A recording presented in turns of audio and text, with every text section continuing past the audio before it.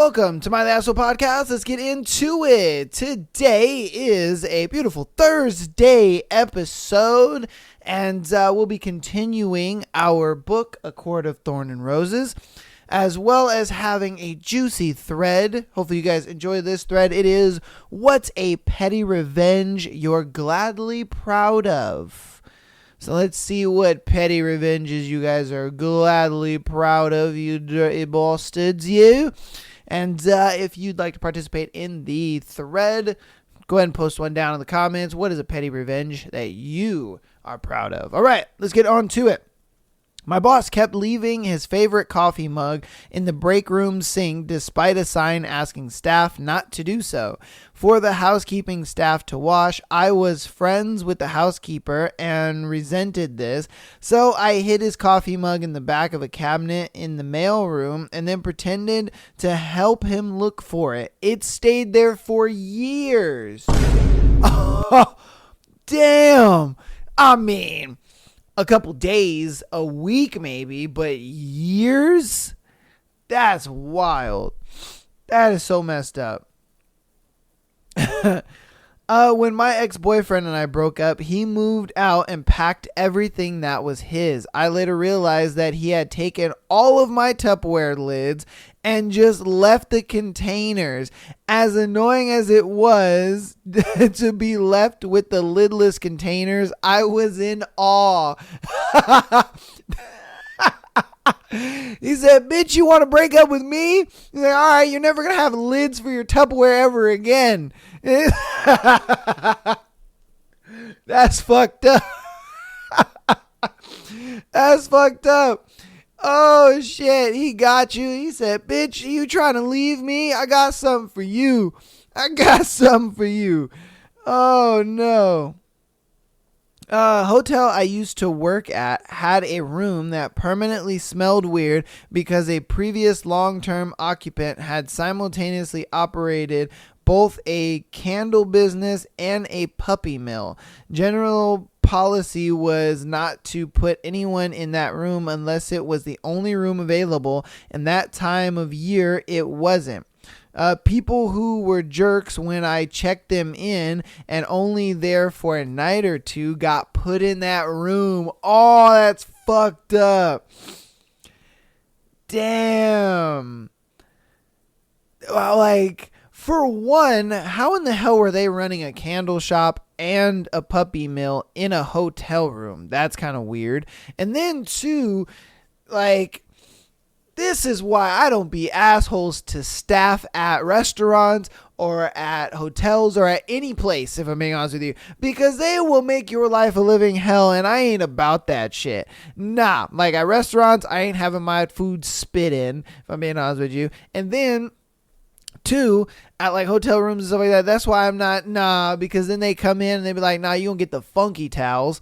And you know, like, nah. And then they're like, oh, clean your bed? Nah, fuck that. And like, nah, dude. Nope. That's why I'm never bad to the staff ever. Because I ain't about to be that one. Not me, Jesus. Back when speed camera vans were common in the area, I was living at the time. I was running some errands one day and noticed the van on the side of a fairly busy road, situated on a bend. So if you were northbound, you likely wouldn't notice it until you were in the curve. I had a bit of a back and forth running around that I had to do, and noticed it was still there an hour or so later when I passed it on the opposite direction. Later in the day, I was still taking care of things and was headed north again on the same road. There was a really aggressive a-hole in traffic this time, speeding when he could, weaving in and out of the lanes to try to get ahead, even though it was now rush hour and no real progress would be made. Gunning his engine, etc., and I could see after a couple of stoplights that this guy was peeved at the audacity and these other people had at having to be on the road the same time as him. He wound up at a stoplight next to me and one car behind, following someone that didn't pull away at the green quite as fast as he did. So he cut somebody off to get over into my lane. Now he's tailgating me on the northbound stretch, and I wondered if the speed trap was still set up because I'd gone a little quicker than the guy next to me. A gap started to open in the left lane, but he's still on my ass. Yeah, because it hadn't yet widened out to a full car length. So as we started nearing the curve where I had seen the trap earlier, I sped up a little to increase the gap, then took my foot off the gas going into the turn. Mr. Agro Driver did what I predicted he would and punched it in to overtake me on the outside right as the camera van became visible. Popped the flash when he passed the van, put a grin on my face. Yo, he got him good. He was like, he's like, this man is going to pay for all the bullshit he's been doing on the road. I'm going to make sure that they catch him, and he's going to get a nice little fat $500 ticket, maybe even more, depending on his speed. You never know. But he's going to get a fat little ticket in the mail. Like, damn, man. Honestly, I don't even think that one is a petty revenge. I think that one is just more of like, you deserve this one. You know, like if I'm being honest with you, that's how I feel about it. I'm like, you kind of deserve this one, dude. Like, nah. All right. Comcast wouldn't let me out of my home internet with a $10 a month ETF when I moved out of their service area. I was pissed enough that I reached out to a few national ISPs that could provide service to our 20 data centers, negotiate a new lower contract that saved the company $1 million over 10 years. Not a lot in the grand scheme, but enough to justify the migration effort. I took great pleasure in telling our Comcast corporate rep exactly why I was dumping their $1 million a year contract. Golly, that is crazy. Comcast was just like, nah, man, we ain't letting you go. You can't go nowhere. And it's just like, you are letting me go. What the fuck we talk about here? That's crazy, dude. When I was 7, my brother tried to play that age-old prank on me where he offered me a soda that he had previously shaken up. Somehow I felt that something was off and instantly guessed the real reason he was offering me that soda. Intuition. I accepted the soda when he wasn't looking, did the ye old switcheroo with his and mine. I drank from my new soda and watched him open the tampered one. Oh, goodness. He was just like, wait a minute. He was like, let me swap this one out real quick. Some good soda, man. Thanks. Appreciate you. And he's like, what? Oh, I gotcha, sucker. I wonder if people still do that. You know, I wonder if people still shake up cans of soda and give it to people. Like, man, you know, because that was an old thing. That was back in early 2000s, maybe even late 90s and stuff. But I know back when I was a kid, that was a thing. You know, that was a big, big thing. And we used to do that all the time to just fuck with our friends. Even if it wasn't like a canned one, you just shake up any soda and just give it to them. And like it would they'd open it up and it would spill all over their hand, making their hands sticky. And they're like, oh. You're like, damn, man, you can't open a soda? You know. Not so much revenge, but a prank. In middle school, internal consistency among staff did not exist. The cafeteria people yelled at us to eat breakfast upstairs, while the teachers hated that because of the carpets or something. It was kind of silly hearing both sides yelling every day, so I jokingly proposed we set up a table halfway up the stairs where it turned around and is level. My friend ran with his, My friend ran with this idea in a few days of planning and got supplies. We set it up. It wasn't fancy, but he had some snacks for it, and a sign that read, "Can't eat upstairs, can't eat downstairs, eat here." Some of the teachers thought it was funny, including the principal, and it stayed up for a few days. Pretty minor, but we thought it was pretty funny. Hey, man, if I'm being honest with you, sometimes you kind of just be like, all right, the students, they got some, because it's like if one side can't concede with the other, a lot of times the students are just going to get fed up with it, and they're going to be like, you know what, fuck you guys. We're just going to make up our own little rule, and, you guys will just have to deal with it. Like, hey, good on them.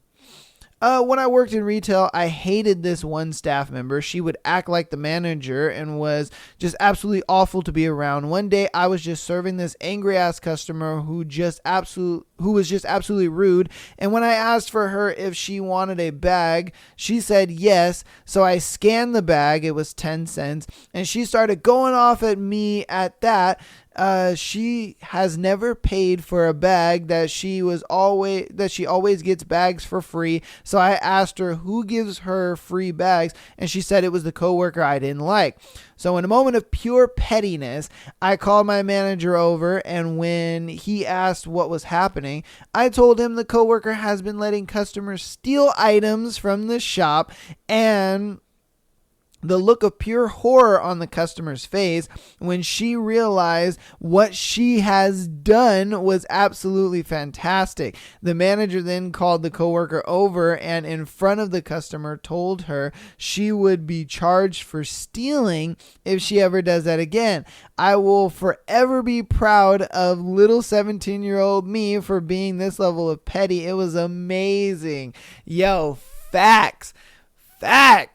Because especially in the retail space, customers are always trying to get some shit for free.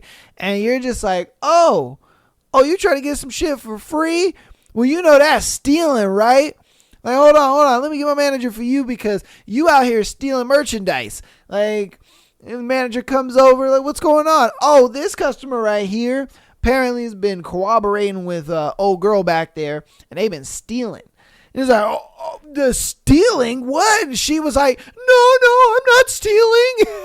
It's like, yeah, you are. Bags cost 10 cents. Anything that costs money and you get it for free? Nah, that's stealing. What you mean? Yeah, I get bags for free. No, you don't. You pay that dime like everybody else. Fuck we talking about here? You thinking you special. The fuck out of here. And just because old Brittany back there be giving you bags for free, bitch, she's stealing too. Or as they say in the retail business, she's sweethearting.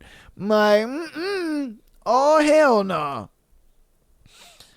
Parked in a public parking yesterday, and this lady slams her door into my car as she gets out. Pretty standard mistake, all good if she says sorry, but she looks at me and then makes a face, turns around, and starts walking away. What do? Smash my door into her car. She noticed, so satisfied. She was like, okay, bitch, what's up? It's like, you want to play that game? Cool. Boom. Yeah. We doing this. That would have been hilarious if she unlocked her car and smashed her door back into the car again. And they were just doing this back and forth. Like at that point, it's an insurance issue. It's like, all right, come on, man. Like, come on. I was a teller at a credit union years ago. A customer came in and started barking orders, acting as though I was her assistant rather than just someone to take deposits. The whole time, she name dropped the credit union board members, the CEO in particular. I just kept my head down and took care of the transaction as I finished. I told her I could tell the CEO. She said hi if she wanted. She smirked and said, "Oh, you know him, do you?" I smiled and said, "Yes, I'll see him at dinner tonight. I'm dating his son." Oh. She blanched, grabbed her stuff, and darted out the door. As I suspected, the CEO didn't even know who she was until I explained who the deposits were for. Oh, shit. She was like, do you know who I is? Cause, man, like, bruh, like, first off, do you know who that is? Like, you know what I mean? Like, dude. Like, girl, I'll see him at dinner. Like, what? How do you know him? I'm dating his son.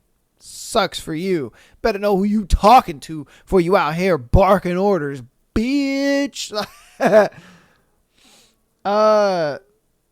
Oh, flushing my stepmother's ashes down the toilet. Fuck that cunt. Yo. God damn. That's what she said. Glad you're dead, bitch. Like, oh my God. I mean, I don't think that's petty. I think that's just diabolical. Like, God damn. Man, okay. Woo. My horrible roommate in college took advantage of everyone because she was an attractive volleyball player. We were best friends before moving in together, but that soured quickly. Leaving the sinks full of dishes before going away for volleyball trips, buying a kitten and leaving it to fend for itself when it was sick, and putting the litter box next to my room in the basement, asking me to pay for everything all the time because she brought some literal junk furniture which I paid $200 for from home, and she shared a living area that I never used, etc. The final straw was at the end of the year, I decided to look at her internet bill, and it was under her name, and she said it was $100 a month, so we paid her $25 a month, and the bill was $45. I blocked her MAC address, her MAC address from our router during exam week, so she was forced to study at the library. Yo, they were like, bitch, you don't want to pay for the internet? Okay, well, your MAC is off the internet. Fuck you, bitch. Damn. She was forced to study at the library. I noticed she was back at the house during the internet, or at the house using the internet, and discovered our neighbors had an open network. Thank God for default passwords. I blocked her MAC address off theirs too. Yo!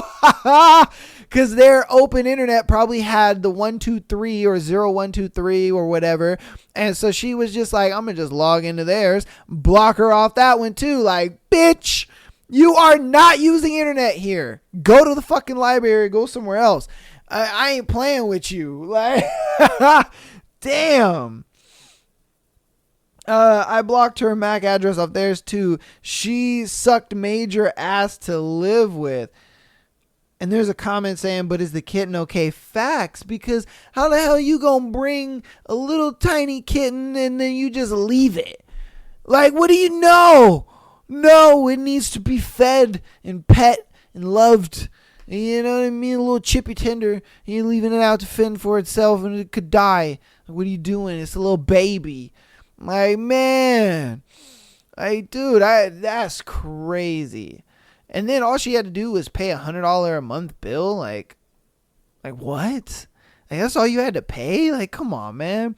And then on top of that, they're out here putting money towards it. And they're like, okay, we put a couple dollars to it. All it is $45 for the rest of it. Because I'm sure they paid something just to keep the internet on.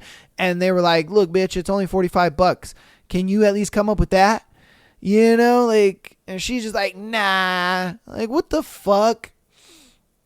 I would have took her cat. I would have adopted it myself. I'm like, this cat's mine now. All right. Lived in a fourplex many moons ago, and there was a guy who always let his dog shit on the parking strip right outside my window. I would ask him to bag it, and he would ignore and go along his merry way. This went on for months, every day around 5. Finally, I couldn't take it no longer. I left a plastic grocery bag by the door and waited for walk time. Once I saw him and his giant dog approaching, I grabbed the bag and lurked at the corner of the building until the dog finished his business. I quietly sneaked around the corner and quickly grabbed the dog poo with the bag. and held onto it through the bag so the bag would stay open. I hurried up until I was an arm's length behind the man, and I said, "Here, I think you dropped this," moving my arm toward him. He didn't look down until I nearly handed it to him, and he was reaching for it already. He grabbed the poop, and I walked quickly back to my place, and he said nothing, walked away holding poop. I felt so good. Damn. Homeboy was like, "I got something for you. I got something for you, you little fucker." I was like, "I got it. When next time your dog shits, I'm going to pick it up and I'm going to put it in your bare hand. You little fucker. You don't want to use a bag like everybody else. I got something for you, man." You know, like, nobody want to smell that shit, and that you're responsible for that dog. All you have to do is just bring a bag with you. Bring a plastic bag, you grab it, you pull it through, and then you throw it away. It's not that hard. It's not that hard at all, man. Hey, I give it to you. I would have done that shit too. All right. Finding an ex-boss's BlackBerry that got water damage, taking a backup of it, and keeping it just in case. This utter twat asked me to back up the CFO's unencrypted laptop to a server to just test the connection. Even though I said this was against company policy, I did it anyway after much persuasion from him. He then discovered that his mate was on the redundancy list that he grabbed from the OST file from the backup. He then informed HR that I gave him the list, and I was promptly sacked, saving his mate from redundancy. No. He had his buddy go into the back end, take his friend off of a list, and then since they were like, "Hey, why is this person off this list?" Oh, he did it. Like, no. I waited about 6 months, then through the backup, discovered his cocaine habit, right down to what garden gnome his dealer leaves the stash under. Uh-oh. I purchased a mobile phone with existing credit on eBay, take his address book, and then text everyone in his address book about his cocaine problem, then destroyed the SIM. I will never know if it had an impact on his life. I'd like to think it did. Bruh, homeboy could like legitimately go to jail over something like that. Like, bro, that is a possession charge waiting to happen. God damn. Homeboy was just like, "I'm about to be petty to the max on this one. I'm not just about to be a little bit petty. No, I'm about to be big." I mean, facts though, because he did get you fired. You know what I mean? Like, yeah, he did get you fired. It's not a thing where, you know, he just made a little mistake or whatever. Nah, homeboy got you fired. So at the same time, I kind of understand. Like, bro, what you did was kind of fucked up. That's crazy, though. God. All right. A guy at my job tried to get me fired via manager and owner because he wanted my position. I had better shifts and made easily twice what he did and got caught stealing and fired. I saw him out, and about a year or so later, he lost his house and wife over it. I guess it wasn't really revenge because I let it play out, but it still brings a smile to my face a decade later. Whoa. Damn. I be saying it all the time on this show. Karma is a bitch. And sometimes she slaps you on the wrist, and then sometimes she comes in with a wallop and just like wham, like bruh. And the thing is you never know which one you're gonna get. You never know if you're gonna be that person that just gets the smack on the hand, or if you're that person that gets the fucking baseball bat to the face. And like, dude, karma is a bitch, and I'd rather not deal with her. You know, I'd rather just be good to everybody, and I ain't got to worry about if I'm going to get the slap on the hand or if I'm going to get the baseball bat to the face, because, oh, hell nah. Oh, hell nah, bro. That is crazy. I don't be fucking with people like that. Not me, Jesus. Not me. All right. I'm going to do 3 more, and then we're going to get into our next chapters of our book. I was a postman, and when I finished delivering, I have to take packages for people who weren't home to the post office to hand in for collection. They're small local post office shops, so I have to go in and take it to the counter with the public. I went in once and went to the side of the counter to wait until they'd finished serving someone and they got the machine I can scan to drop things off. It takes about 10 seconds and they then go back to serving customers while I check them in. This woman was incensed that I'd push in, and even as the staff member was trying to explain it would just take a second and she'd be right with her, she loudly made a scene and insisted that she be served first and that I had no right to push into the line in front of her. Also mentioned she was double parked and would get a ticket if she took too long. Also, fuck you if you do this. Park somewhere else and walk. The staff member shrugged at me and apologized and went to serve the woman. The thing is, as it turned out, the woman was coming to collect a package that I was dropping off. I heard her give the name and address, and I realized that I was holding it in my hands. But I allowed the staff member to go searching for it. She couldn't find it, of course, and it was actually earlier than the time I'd written for collection anyway. But the woman insisted she needed it today.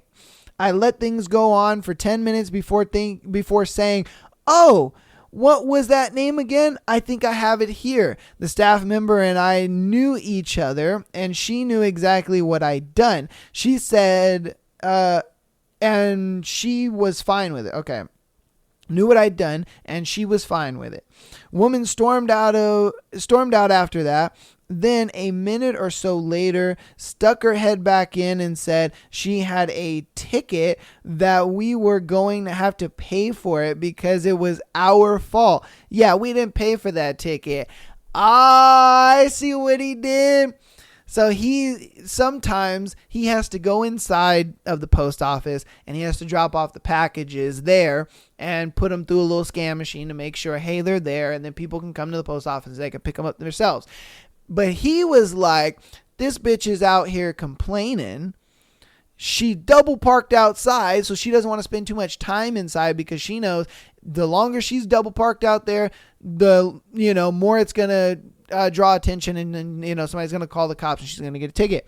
He sees that the name that she gave and the name on the package is the same. And so he was like, I'm going to hold on to this package a little longer, so that way her car gets noticed outside. You want to be a bitch to me? I'm going to make you pay for it. Literally. And so he waited and waited. And then he thought to himself, wait a minute. What was your name again? Oh, I actually have that package right here. I am so sorry, ma'am. I didn't even know. I was actually here to drop it off so you can come and pick it up. And she was like, oh, well, thank you. Goes outside. And the policia is just like, yeah, ma'am, you can't park like that. You got a ticket. And then she walked back in. You guys, how dare you? You made me wait. I got a ticket now. You guys are going to pay for it. No, ma'am, we're not. Because you decided to double park and then be a rude bitch. Hey, fuck you. Oh, bye-bye now. Oh, bye-bye. I bet that shit was sweet revenge for him. He was like, yeah, bitch. Yeah. All right, we're going to do two more. I used to be a cable guy back before everything went fully digital. I got trouble call for a customer that only had internet service on her account saying her internet was out. I get there to find the modem is installed on a run that splits 3 times to TVs that they definitely weren't paying for. Normally, I don't care, but the problem was the drop line to the apartment was damaged in a way that I could get her back online by disconnecting the TVs. High upstream transmit, or she'd be without service until the line was replaced by a contract company that was notoriously behind. When I started to suggest disconnecting the TVs because I couldn't justify in the ticket running another 70 or so of or 70 feet or so of cable through her apartment when she wasn't supposed to have TVs hooked up in the first place. She cussed me out and told me that a rep told her she gets free cable for life and that if I touched her service, she'd have my ass fired after she sued me for loss of service. Not the first time, probably even that day, I'd been threatened by a customer, so it didn't bother me. I told her that someone would contact her about replacing the dropped and scheduling it soon. When I got back to my van, I'd parked right in front of the tap, and something in me just snapped. I took out a trap and tossed it on her. Drop. It only allowed the DOCSIS channels through and not the analog TV channels. Don't threaten someone that understands accounts and can see yours. Getting free service was a thing, but there were specific $0 rate codes for it that she very clearly didn't have. And then I had dispatch document the trap installed just to make sure the contract company was forced to put it back on when they got there, and they'd get audited afterwards. Typically, I gave absolutely zero shits about people stealing cable. Most of the time, those were the nicest people I encountered. This lady just felt the need to talk down to me and treat me like dirt. Oh. So pretty much what she was doing is she was running cable from her TV modem, and then she was running it to like a different signal that her either her neighbor or someone else had. She tapped into someone else's internet pretty much to connect to her TVs, because I guarantee you her modem had a certain set of number of devices, and she probably exceeded those devices. And when you have smart TVs, obviously those count as devices. When you have phones, computers, anything of those natures, they all count as devices. And so for her, she probably maxed out her devices. She may have had 5 or 6 devices, and she maxed it out. So what she did was she tapped into another one. So what he did is he untapped that and then made sure that everything was connected and tapped only to her modem. And then he was just like, well, ma'am, everything should be working. All he did was reset the devices. So he just took certain devices off, connected the certain devices that she was having problems with, and then tested them and was just like, well, it looks like the devices are working now. Everything should be good. But she doesn't realize that he had to take devices off in order to add on the devices she was having problems with. And then the cable channels that she was getting from the tapped internet of her neighbor or someone else, those channels don't work anymore. Why? Because there's no longer that tap. And so now she's just getting the basic ass channels, but the devices work on the internet, is pretty much what he's describing. And I'm just like, yo, that's fucked up. And then he's saying, like, in order to get something like that fixed, there's a person that would have to come out and audit and see what is actually happening and why she was getting those channels for free. Yeah, and then when they find out that, oh, you were tapping the internet, and then they're gonna be like, hey, you weren't in the, because I'm sure with internet providers you sign a contract saying, hey, this is, the service that I'm going to stick to, or whatever the case may be. So it may be a thing where if she gets audited, they're going to be like, hey, you're in breach of the contract and we can just cut your service off completely. So homeboy was like, I'm about to fuck you over hard, bruh. Like, there ain't no way. Like, you out here stealing internet. Like, I don't mind that, but you want to be a bitch? All right, cool. I'm gonna give you a little something. Like, man. All right, so on to our last one. My stepdad said he hoped my grandma, who raised my brother and me, died in a miserable death the last time I spoke to him in my mid-20s. Damn. At that time, my grandpa was dying from cancer. I knew Step was trafficking. Okay. So I put in a tip with the feds and went no contact. Figured, let the pieces fall where they may. Let's move on. Maybe 5 years later, he actually ended up dying painfully himself while they were being investigated, unknown to him. My half-sister, who was up her dad's ass and his golden child, ended up continuing to be investigated for trafficking, drugs, and money laundering. Her husband also, before my sister was caught, she was running from turning herself in. She called me to pick her up. I called local police and told them to follow my car and act like they were just pulling us over. She had my stepdad's ashes and all of her possessions, and she had sold all the kids' stuff, which infuriated me. Well, plan worked. She got taken down, and the next day his ashes went into the dumpster. Oh shit. That man abused me when I was 3 or 4, and he tried to drown my baby brother before he and my mom had their own kids. I waited all my life for this closure. Rest in trash, Mr. Scarpas, okay? Sis and her husband had 3 kids who had never seen a doctor or been to school. These kids are thriving with their grandma. They go to school, they see doctors, they get therapy, they have friends, worlds of a difference from how I grew up and how they were living. So a whole next generation gets to thrive. It feels amazing. Parents won't be out of prison until the kids are grown up. Damn! So what I'm thinking is her grandpa was doing some trafficking shit, and then his half-sister and her dad were also involved in this drugs and money laundering and all this kind of stuff. And he was like, well, your family is a piece of shit to me and my little brother.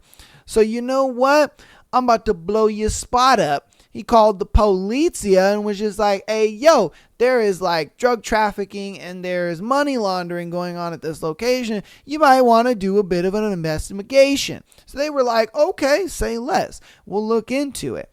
And then shit hits the fan with his half-sister. And I guess her dad died, and he was in an urn. And so she sold off all of her kids' shit and then took the money and the dad, and he was just like, hey, yo, follow me, act like you're pulling this chick over, and send her ass to jail. That's exactly what he did. He got pulled over and was just like, oh, I didn't know, officer, da-da-da-da. And then they were like, hey, you know, I recognize you. You look familiar. Like, can you step out of the car? And, you know, and now her kids have a way better life with their grandparents. They're going to doctors and, you know, getting the therapy they need and all that kind of shit. Like, damn, man, that one I don't think is petty. I think that man actually saved some lives, if I'm being honest with you with that one, because my goodness, like for a kid to go through that is just, that's mind blowing to me. My goodness, man. But that's going to go ahead and be that thread for today. Thread kind of ran a little long because the stories were pretty long, but I enjoyed the thread nonetheless. There's some crazy shit that's going on out there in this world and what people are doing, and you're like, goodness. But hey, at the same time though, that proves to you that you shouldn't be an asshole. Like, just be nice to people out there, because you never know who you're actually talking to. You know what I mean? And you never know who you're really getting involved with, because sometimes those people may know, something that you don't, and might get you in some serious trouble that you don't know about. So, yeah.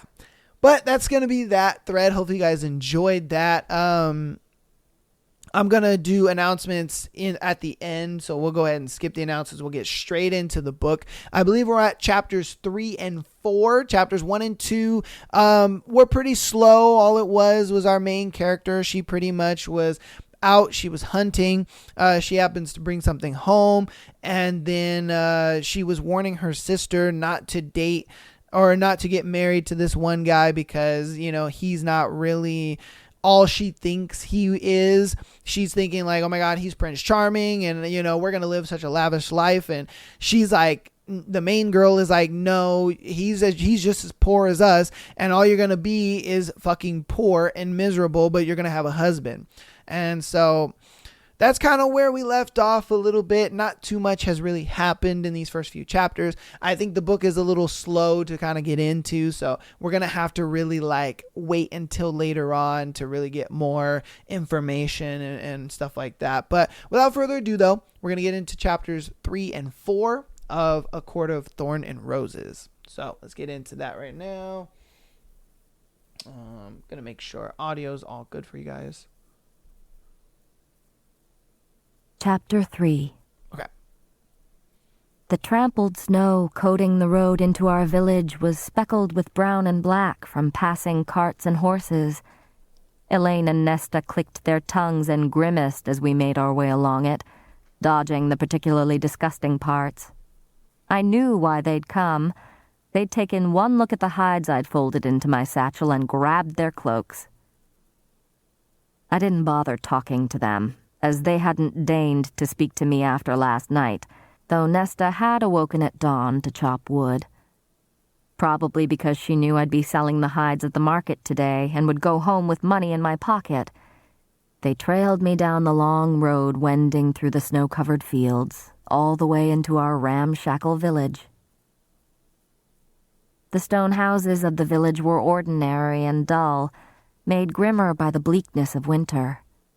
But it was market day, which meant the tiny square in the center of town would be full of whatever vendors had braved the brisk morning.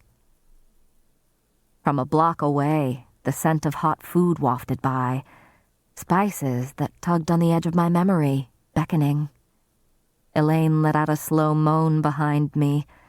Spices, salt, sugar, rare commodities for most of our village, impossible for us to afford. If I did well at the market, perhaps I'd have enough to buy us something delicious. I opened my mouth to suggest it, but we turned the corner and nearly stumbled into one another as we all halted.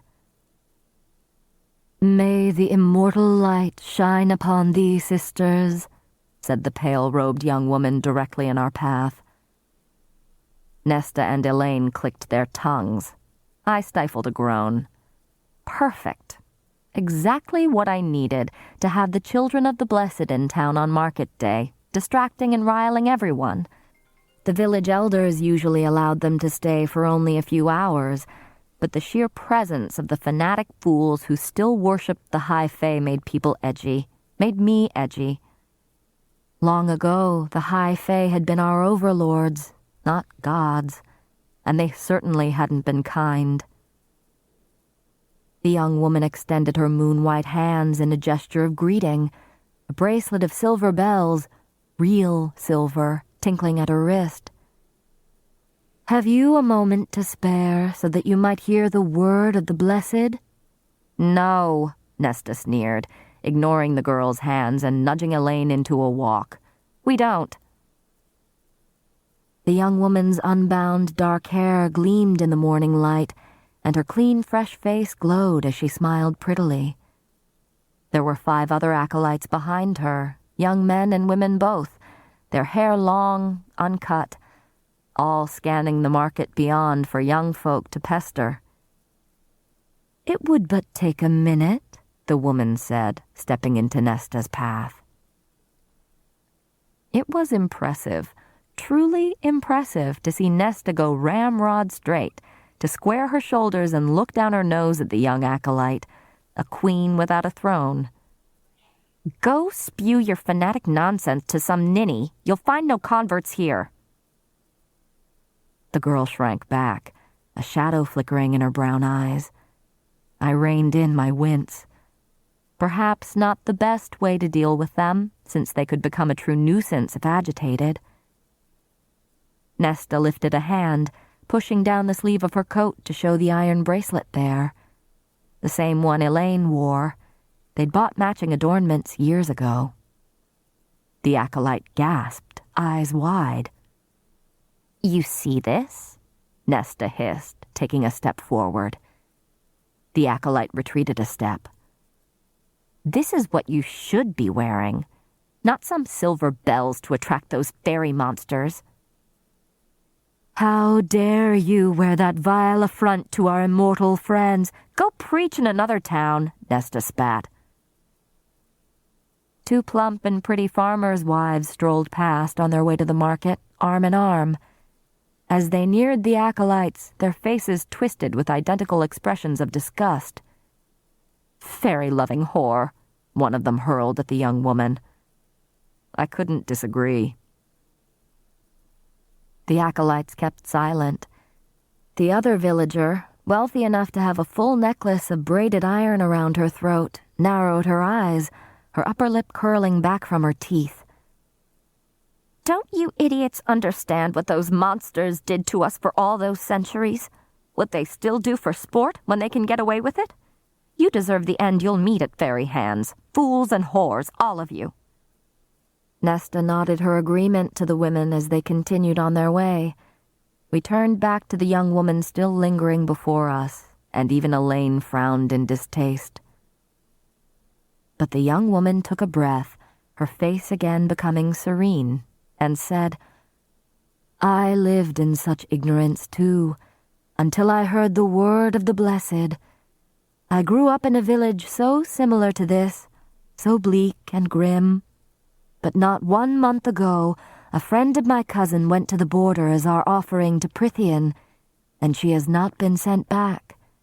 Now she dwells in riches and comfort as a high fae's bride, and so might you, if you were to take a moment to— She was likely eaten, Nesta said. That's why she hasn't returned. Or worse, I thought, if a high fae truly was involved in spiriting a human into Prithian.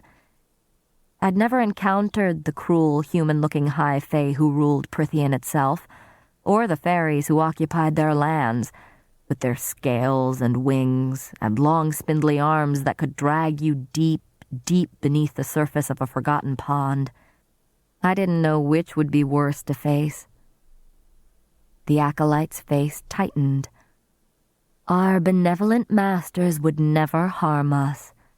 Prithian is a land of peace and plenty. Should they bless you with their attention, you would be glad to live amongst them. Nesta rolled her eyes. Elaine was shooting glances between us and the market ahead, to the villagers now watching too. Time to go. Nesta opened her mouth again, but I stepped between them and ran an eye along the girl's pale blue robes, the silver jewelry on her, the utter cleanness of her skin. Not a mark or smudge to be found. You're fighting an uphill battle, I said to her. A worthy cause. The girl beamed beatifically.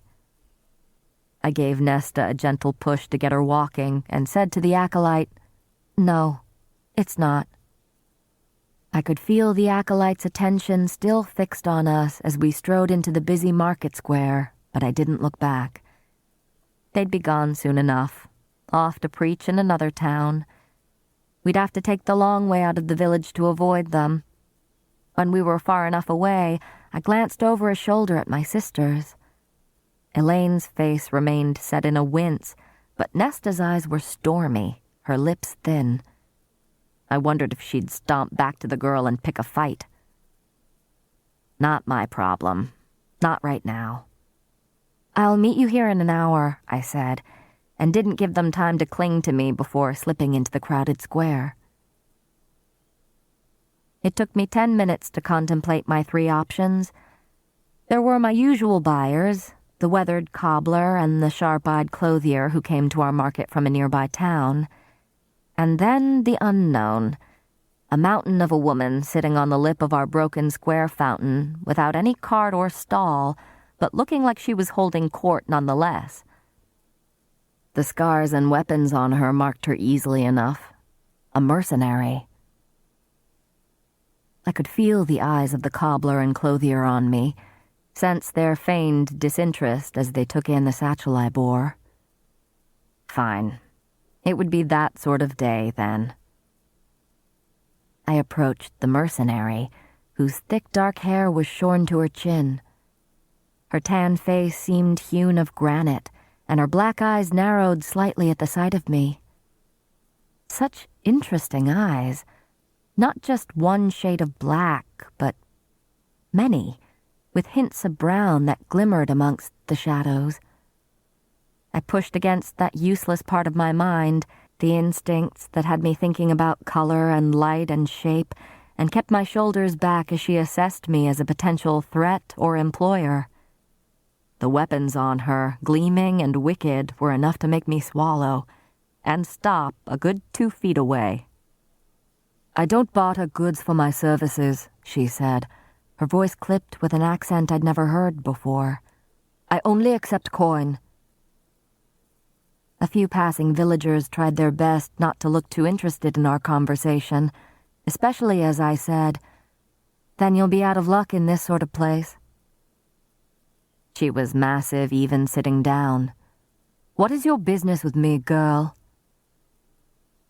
She could have been aged anywhere from 25 to 30, but I supposed I looked like a girl to her in my layers, gangly from hunger. "I have a wolf pelt and a doe hide for sale. I thought you might be interested in purchasing them." "You steal them?" "No." I held her stare. "I hunted them myself, I swear it." She ran those dark eyes down me again. "How?" Not a question, a command. Perhaps someone who had encountered others who did not see vows as sacred, words as bonds, and had punished them accordingly. So I told her how I'd brought them down, and when I finished, she flicked a hand toward my satchel. "Let me see." I pulled out both carefully folded hides. "You weren't lying about the wolf's size," she murmured. "Doesn't seem like a fairy, though." She examined them with an expert eye, running her hands over and under. She named a price. I blinked, but stifled the urge to blink a second time. She was overpaying, by a lot. She looked beyond me, past me. "I'm assuming those 2 girls watching from across the square are your sisters. You all have that brassy hair, and that hungry look about you." Indeed, they were still trying their best to eavesdrop without being spotted. "I don't need your pity." "No, but you need my money, and the other traders have been cheap all morning. Everyone's too distracted by those calf-eyed zealots bleating across the square." She jerked her chin toward the children of the blessed, still ringing their silver bells and jumping into the path of anyone who tried to walk by.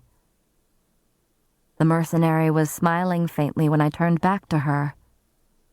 "Up to you, girl." "Why?" She shrugged. "Someone once did the same for me and mine, at a time when we needed it most. Figure it's time to repay what's due." I watched her again, weighing. "My father has some wood carvings that I could give you as well, to make it more fair." "I travel light and have no need for them. These, however," she patted the pelts in her hands, "save me the trouble of killing them myself." I nodded, my cheeks heating as she reached for the coin purse inside her heavy coat. It was full, and weighed down with at least silver, possibly gold, if the clinking was any indication. Mercenaries tended to be well paid in our territory. Our territory was too small and poor to maintain a standing army to monitor the wall with Prithian, and we villagers could rely only on the strength of the treaty forged 500 years ago. But the upper class could afford hired swords, like this woman, to guard their lands bordering the immortal realm. It was an illusion of comfort, just as the markings on our threshold were. We all knew, deep down, that there was nothing to be done against the fairies. We'd all been told it, regardless of class or rank, from the moment we were born. The warnings sung to us while we were rocked in cradles, the rhymes chanted in schoolyards. One of the High Fae could turn your bones to dust from 100 yards away. Not that my sisters or I had ever seen it. But we still tried to believe that something, anything might work against them if we ever were to encounter them. There were 2 stalls in the market catering to those fears, offering up charms and baubles and incantations and bits of iron. I couldn't afford them, and if they did indeed work, they would buy us only a few minutes to prepare ourselves. Running was futile, so was fighting. But Nesta and Elaine still wore their iron bracelets whenever they left the cottage. Even Isaac had an iron cuff around one wrist, always tucked under his sleeve. He'd once offered to buy me one, but I'd refused. It had felt too personal, too much like payment, too permanent a reminder of whatever we were and weren't to each other. The mercenary transferred the coins to my waiting palm, and I tucked them into my pocket, their weight as heavy as a millstone. There was no possible chance that my sisters hadn't spotted the money. No chance they weren't already wondering how they might persuade me to give them some. "Thank you," I said to the mercenary, trying and failing to keep the bite from my voice as I felt my sisters sweep closer, like vultures circling a carcass. The mercenary stroked the wolf pelt. "A word of advice, from one hunter to another." I lifted my brows. "Don't go far into the woods. I wouldn't even get close to where you were yesterday. A wolf this size would be the least of your problems. More and more, I've been hearing stories about those things slipping through the wall." A chill spider walked down my spine. Are they going to attack? If it were true, I'd find a way to get my family off our miserable, damp territory and head south, head far from the invisible wall that bisected our world before they could cross it. Once, long ago and for millennia before that, we had been slaves to High Fae overlords. Once we had built them glorious, sprawling civilizations from our blood and sweat, built them temples to their feral gods. Once we had rebelled across every land and territory. The war had been so bloody, so destructive, that it took 6 mortal queens crafting the treaty for the slaughter to cease on both sides and for the wall to be constructed. The north of our world conceded to the High Fae and fairies, who took their magic with them.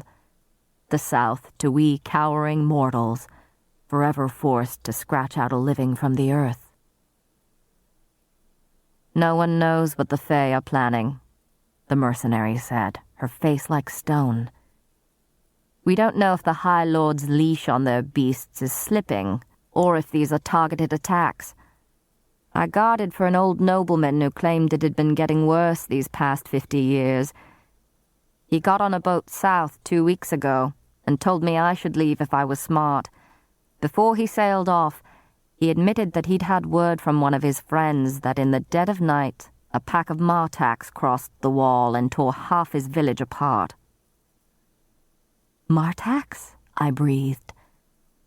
I knew there were different types of fairies, that they varied as much as any other species of animal, but I knew only a few by name. The mercenary's night-dark eyes flickered. "Body big as a bear's, head something like a lion's, and 3 rows of teeth sharper than a shark's, and mean. Meaner than all 3 put together. They left the villagers in literal ribbons, the nobleman said." My stomach turned. Behind us, my sisters seemed so fragile, their pale skin so infinitely delicate and shreddable. Against something like the martax, we'd never stand a chance. Those children of the blessed were fools, fanatic fools. "So we don't know what all these tacks mean," the mercenary went on, "other than more hires for me, and you keeping well away from the wall. Especially if the High Fae start turning up, or worse, one of the High Lords.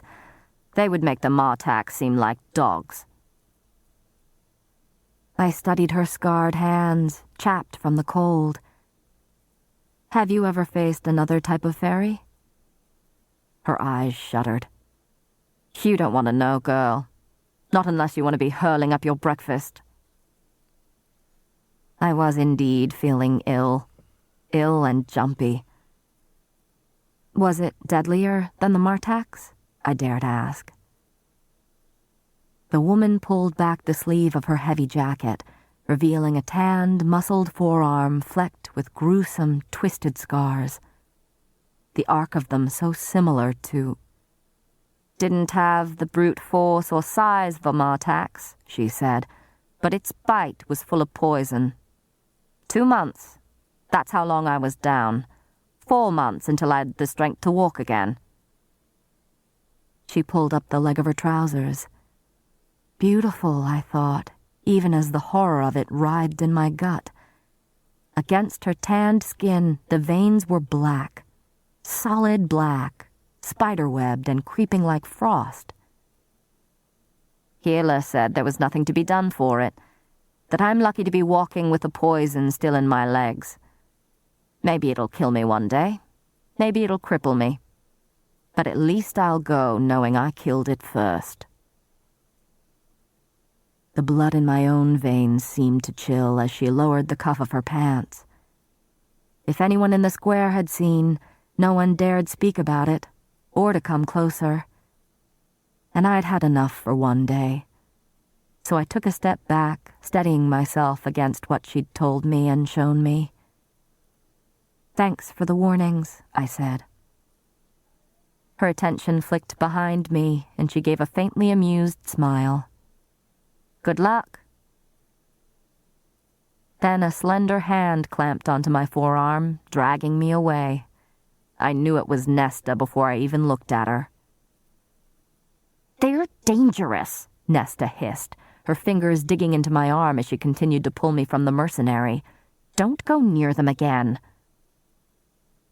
I stared at her for a moment, then at Elaine, whose face had gone pale and tight. Is there something I need to know? I asked quietly. I couldn't remember the last time Nesta had tried to warn me about anything. Elaine was the only one she bothered to really look after. They're brutes, and will take any copper they can get, even if it's by force.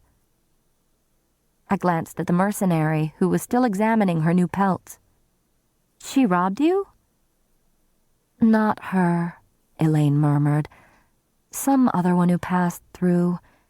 We had only a few coins, and he got mad, but why didn't you report him? Or tell me? What could you have done? Nesta sneered. Challenged him to a fight with your bow and arrows? And who in this sewer of a town would even care if we reported anything? What about your Thomas Mandray? I said coolly. Nesta's eyes flashed, but a movement behind me caught her eyes, and she gave me what I supposed was her attempt at a sweet smile, probably as she remembered the money I now carried. Your friend is waiting for you. I turned. Indeed, Isaac was watching from across the square, arms crossed as he leaned against a building. Though the eldest son of the only well-off farmer in our village, he was still lean from the winter, and his brown hair had turned shaggy. Relatively handsome, soft-spoken and reserved, but with a sort of darkness running beneath it all that had drawn us to each other, that shared understanding of how wretched our lives were and would always be. We'd vaguely known each other for years, since my family had moved to the village, but I had never thought much about him until we'd wound up walking down the main road together one afternoon. We'd only talked about the eggs he was bringing to market, and I'd admired the variation in colors within the basket he bore, browns and tans, and the palest blues and greens. Simple, easy, perhaps a bit awkward, but he'd left me at my cottage feeling not quite so alone. A week later, I pulled him into that decrepit barn. He'd been my first and only lover in the 2 years since. Sometimes we'd meet every night for a week, Others we'd go a month without setting eyes on each other. But every time was the same. A rush of shedding clothes and shared breaths and tongues and teeth. Occasionally we'd talk, or rather he'd talk about the pressures and burdens his father placed on him. Often we wouldn't say a word the entire time. I couldn't say our lovemaking was particularly skilled, but it was still a release, a reprieve, a bit of selfishness. There was no love between us, and never had been, at least what I assumed people meant when they talked about love. Yet part of me had sunk when he'd said he would soon be married. I wasn't yet desperate enough to ask him to see me after he was wed. Isaac inclined his head in a familiar gesture and then ambled off down the street, out of town and to the ancient barn where he would be waiting. We were never inconspicuous about our dealings with each other, but we did take measures to keep it from being too obvious. Nesta clicked her tongue, crossing her arms. "I do hope you two are taking precautions." "It's a bit late to pretend to care," I said. But we were careful. Since I couldn't afford it, Isaac himself took the contraceptive brew. He knew I wouldn't have touched him otherwise. I reached into my pocket, drawing out a 20-mark copper.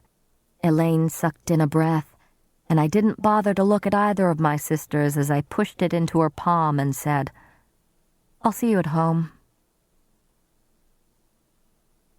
Later, after another dinner of venison, when we were all gathered around the fire for the quiet hour before bed, I watched my sisters whispering and laughing together. They'd spent every copper I'd given them. On what? I didn't know, though Elaine had brought back a new chisel for our father's wood carving. The cloak and boots they'd whined about the night before had been too expensive, but I hadn't scolded them for it. Not when Nesta went out a second time to chop more wood without my asking. Mercifully, they'd avoided another confrontation with the children of the blessed. My father was dozing in his chair, his cane laid across his gnarled knee. As good a time as any to broach the subject of Thomas Mandray with Nesta, I turned to her, opening my mouth. But there was a roar that half-deafened me, and my sisters screamed as snow burst into the room, and an enormous, growling shape appeared in the doorway.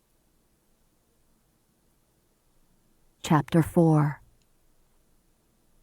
I didn't know how the wooden hilt of my hunting knife had gotten into my hand.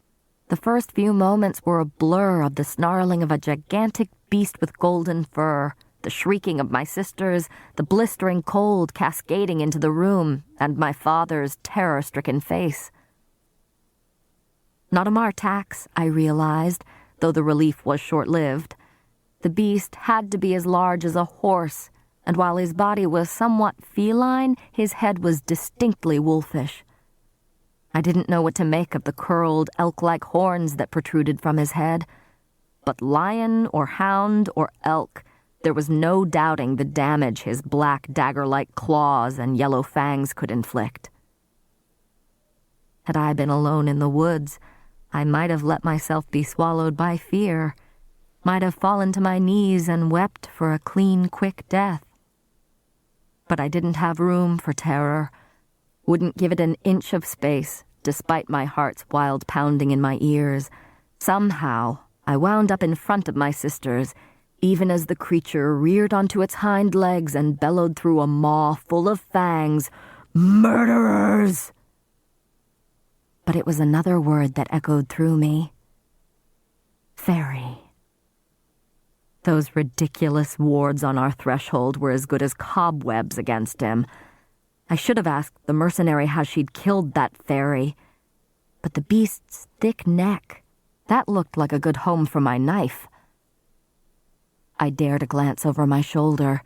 My sisters screamed, kneeling against the wall of the hearth, my father crouched in front of them. Another body for me to defend. Stupidly, I took another step toward the fairy, keeping the table between us, fighting the shaking in my hand.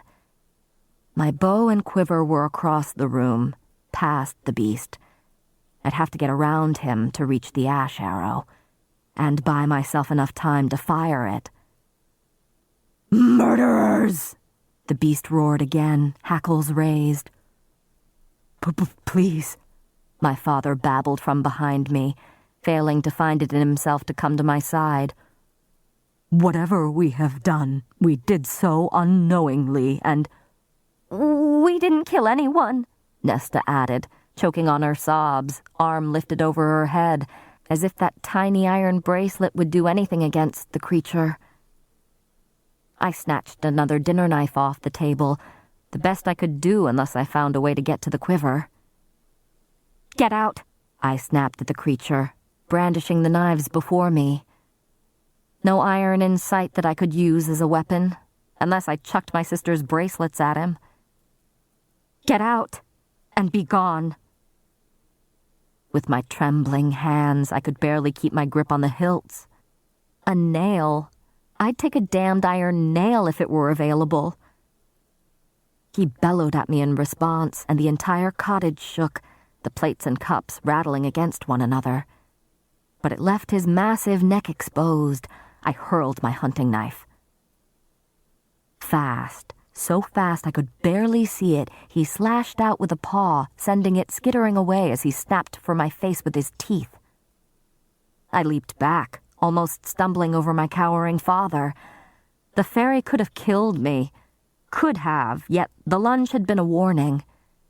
Nesta and Elaine, weeping, prayed to whatever long-forgotten gods might still be skulking about. "Who killed him?" The creature stalked toward us. He set a paw on the table, and it groaned beneath him. His claws thudded as they embedded in the wood, one by one. I dared another step forward as the beast stretched his snout over the table to sniff at us. His eyes were green and flecked with amber. Not animal eyes, not with their shape and coloring. My voice was surprisingly even as I challenged, "Killed who?" He growled, low and vicious. "The wolf," he said, and my heart stumbled a beat. The roar was gone, but the wrath lingered, perhaps even traced with sorrow. Elaine's wail reached a high-pitched shriek. I kept my chin up. "A wolf?" "A large wolf with a gray coat," he snarled in response. Would he know if I lied? Fairies couldn't lie. All mortals knew that. But could they smell the lies on human tongues? We had no chance of escaping this through fighting, but there might be other ways.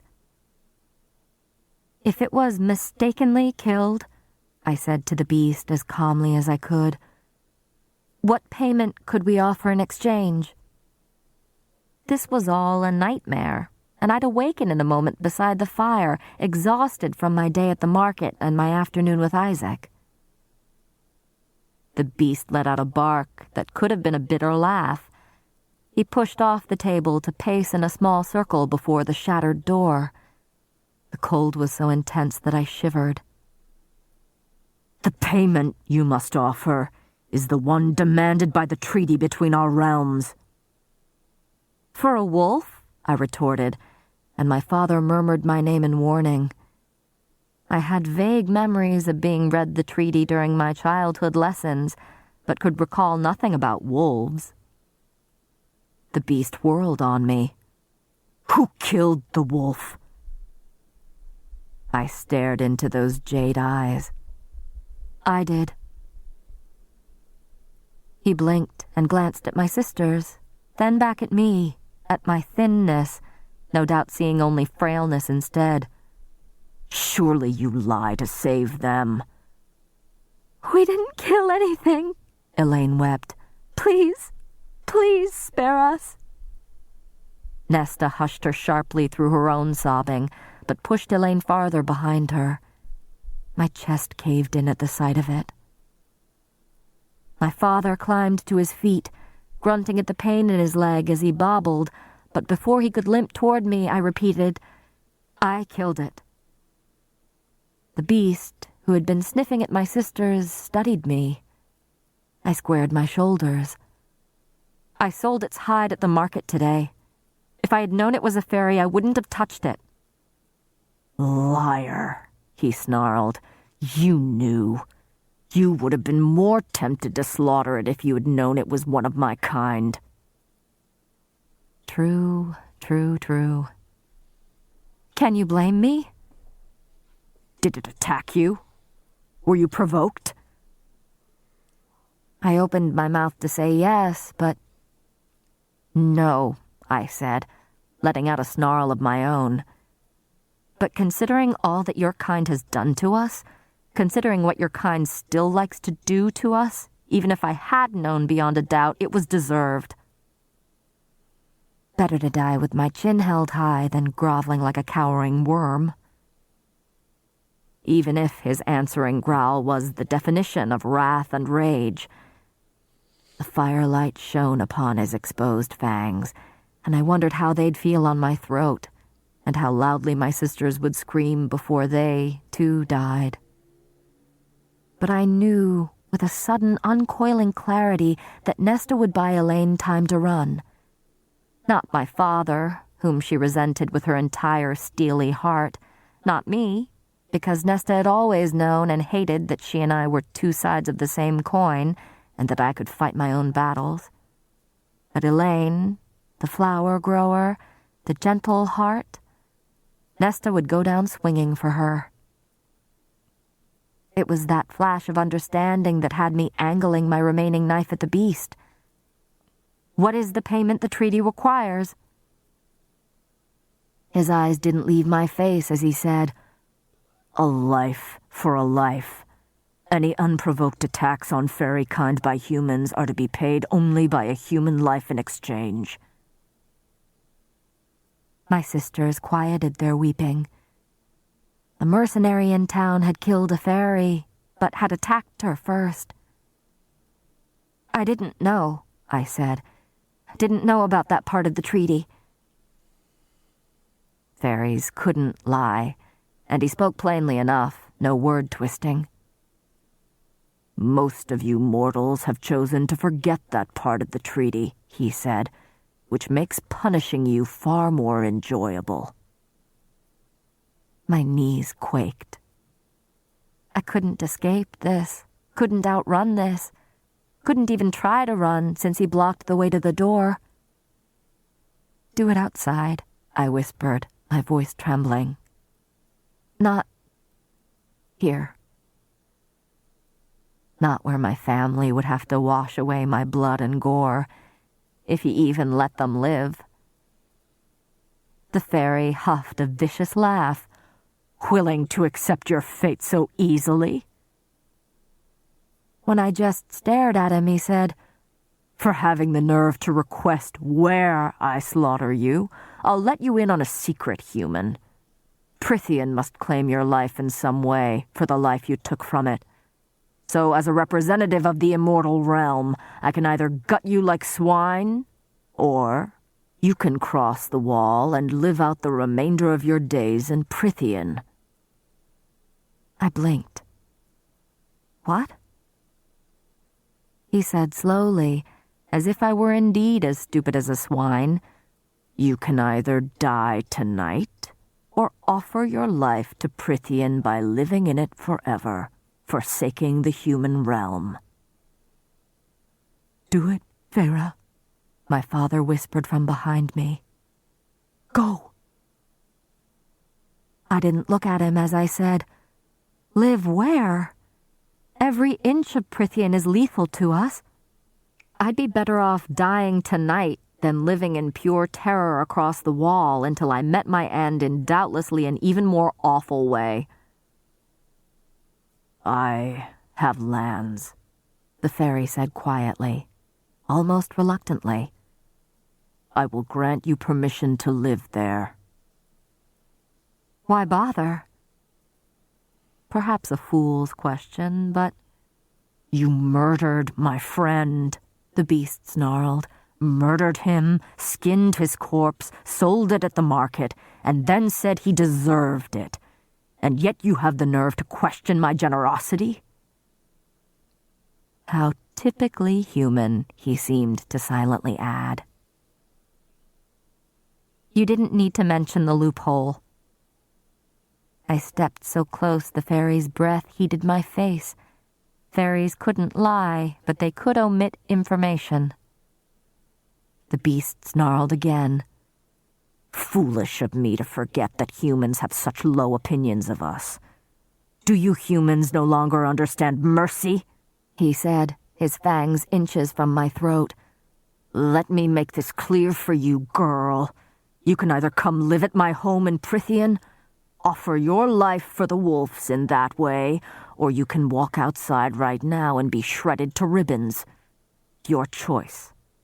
My father's hobbling steps sounded before he gripped my shoulder. "Please, good sir. Feyre is my youngest. I beseech you to spare her. She is all. But whatever he meant to say died in his throat as the beast roared again. But hearing those few words he'd managed to get out, the effort he'd made, it was like a blade to my belly. My father cringed as he said, "Please, silence," the creature snapped, and rage boiled up in me so blistering it was an effort to keep from lunging to stab my dagger in his eye. But by the time I had so much as raised my arm, I knew he would have his maw around my neck. "I can get gold," my father said, and my rage guttered. The only way he would get money was by begging. Even then, he'd be lucky to get a few coppers. I'd seen how pitiless the well-off were in our village. The monsters in our mortal realm were just as bad as those across the wall. The beast sneered. "How much is your daughter's life worth to you? Do you think it equates to a sum?" Nesta still had Elaine behind her, Elaine's face so pale it matched the snow drifting in from the open door. But Nesta monitored every move the beast made, her brows lowered. She didn't bother to look at my father, as if she knew his answer already. When my father didn't reply, I dared another step toward the beast, drawing his attention to me.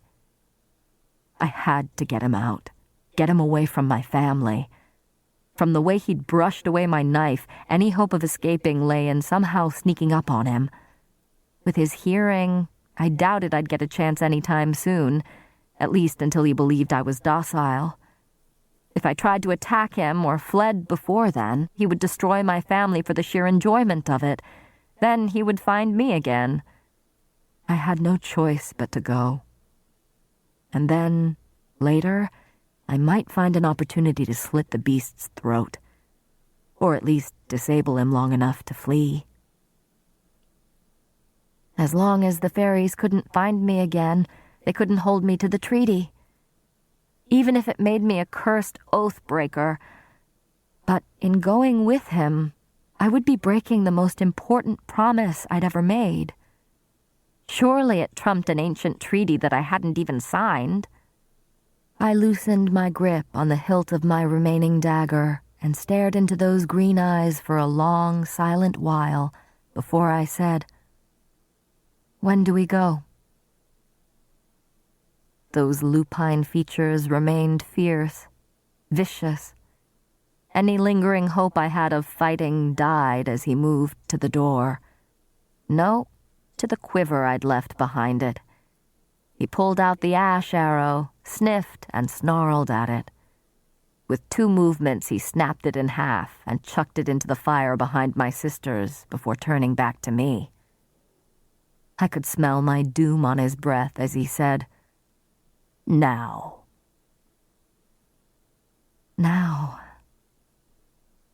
Even Elaine lifted her head to gape at me in mute horror. But I couldn't look at her, couldn't look at Nesta, not when they were still crouched there, still silent. I turned to my father. His eyes glistened, so I glanced to the few cabinets we had, faded 2 yellow daffodils curving over the handles. Now. The beast paced in the doorway. I didn't want to contemplate where I was going or what he would do with me. Running would be foolish until it was the right time. The venison should hold you for 2 weeks, I said to my father as I gathered my clothes to bulk up against the cold. Start on the fresh meat, then work your way through to the jerky. You know how to make it. Feyre, my father breathed, but I continued as I fastened my cloak. I left the money from the pelts on the dresser, I said. It will last you for a time, if you're careful. I finally looked at my father again and allowed myself to memorize the lines of his face. My eyes stung, but I blinked the moisture away as I stuffed my hands into my worn gloves. When spring comes, hunt in the grove just south of the Big Bend in Silver Spring Creek. The rabbits make their warrens there.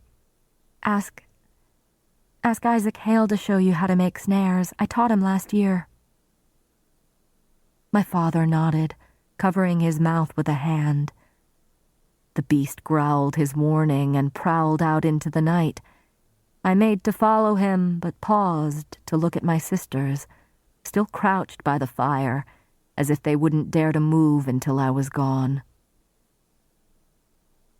Elaine mouthed my name, but kept cowering, kept her head down. So I turned to Nesta, whose face was so similar to my mother's, so cold and unrelenting. Whatever you do, I said quietly, don't marry Thomas Mandray. His father beats his wife, and none of his sons do anything to stop it. Nesta's eyes widened, but I added, bruises are harder to conceal than poverty. Nesta stiffened, but said nothing. Both of my sisters said absolutely nothing as I turned toward the open door. But a hand wrapped around my arm, tugging me into a stop. Turning me around to face him, my father opened and closed his mouth. Outside, the beast, sensing I'd been detained, sent a snarl rumbling into the cottage. Feyre, my father said. His fingers trembled as he grasped my gloved hands, but his eyes became clearer and bolder than I'd seen them in years. You were always too good for here, Feyre. Too good for us. Too good for everyone. He squeezed my hands. If you ever escape, ever convince them that you've paid the debt, don't return. I hadn't expected a heart-wrenching goodbye, but I hadn't imagined this either. Don't ever come back, my father said, releasing my hands to shake me by the shoulders. Feyre. He stumbled over my name, his throat bobbing. You go somewhere new, and you make a name for yourself. Beyond, the beast was just a shadow. A life for a life. But what if the life offered as payment also meant losing 3 others? The thought alone was enough to steel me, anchor me. I'd never told my father of the promise I'd made my mother, and there was no use explaining it now. So I shrugged off his grip and left. I let the sounds of the snow crunching underfoot drive out my father's words as I followed the beast to the night-shrouded woods. All right. Well, that was chapters 3 and 4 of A Court of Thorn and Roses. It's still, you know, we're getting a little information. My thing is, like, this book paints fairies as like these daunting creatures, and you know they're like these scary things that just want to rip humans to shreds.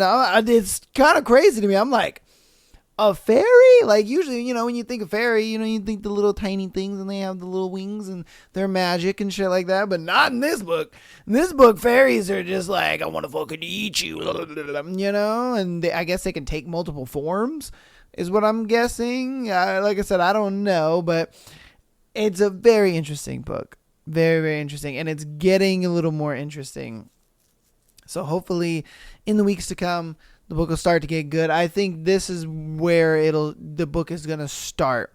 Now that she is gone, her dad was just like, go make a name for yourself, Farah, and she obviously had to leave her sisters behind. But I think this is where the journey will begin. We'll see, though. But thank you guys so much for watching. Again, if you've gotten this far, appreciate all the support. Keep downloading the podcast as well as rating it 5 stars. Patreon.com/MyThatsPodcast. Exclusive episode every single Friday, as well as being able to get your scenarios featured on Tuesday and Sunday shows. Subscribe to us on YouTube, and that'll be it for your boy. I appreciate you guys. Love you all, and I'll see you on Sunday. Peace.